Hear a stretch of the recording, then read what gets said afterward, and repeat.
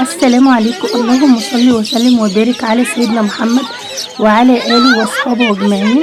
قدامكم دي دورة تربية الفراخ البلدي الهجين أو الفراخ الفيومي. طبعا الفراخ دي عمر يوم، هي لسه ما صلبتش طولها كده. بعد طبعا الكتكوت ده طالع من البيضة ب17 جنيه دلوقتي. كل حاجة غليت، والفرخ التسمين ب22. بس الفراخ البلدي الهجين طبعا بتبيض بعد 6 شهور.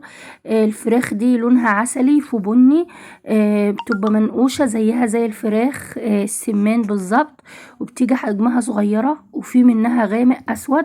الفراخ دي أول ما بتيجي أول حاجة بتعملوها بتحطوا لها مية بسكر. بعد كده تاني يوم بالظبط على الصبح بتجيبوا مضاد حيوي لمدة 3 أيام.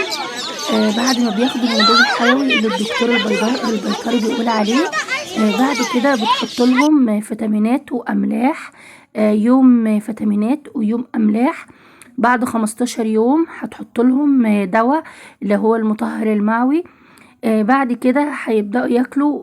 بياكلوا علف 23% لمدة 15 يوم. تبدأي تدخلي العلف 21 بعد 15 يوم.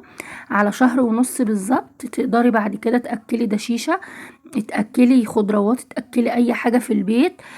ممكن تجيب الفول، الخلطة، الحاجات دي بتأكلها للفراخ. العيش الناشف برضو، بس ما تأكلهمش عيش طري عشان بيعمل تلبك معوي. بعد كده الفرخة هتوصل معاكي من 2.5 ل3 كيلو قبل ما تبيض. بعد ما تبيض خلاص جسمها بيفرد وبترمي بقى لحم، ممكن توصل ل4 و5 كيلو. بصراحة الفراخ البلدي الهجين دي تربيتها حلوة جدا، وبتستحمل درجة الحرارة زيها زي البلدي. وبتكبر بسرعة وبتبيض معاكي، بتجيب البيضة بصفرين. يعني انتاجها حلو جدا البلدي الهجين، وطعمها جميل، مفيش احسن من كده. ما تنسوش بقى تشتركوا في قناتي وتفعلوا الجرس على الكل عشان يوصلكوا كل جديد. وان شاء الله باذن الله تربوا تربية حلوة كده، والفراخ تطلع معاكوا احجامها حلوة، وبيضها ان شاء الله باذن الله على 6 شهور.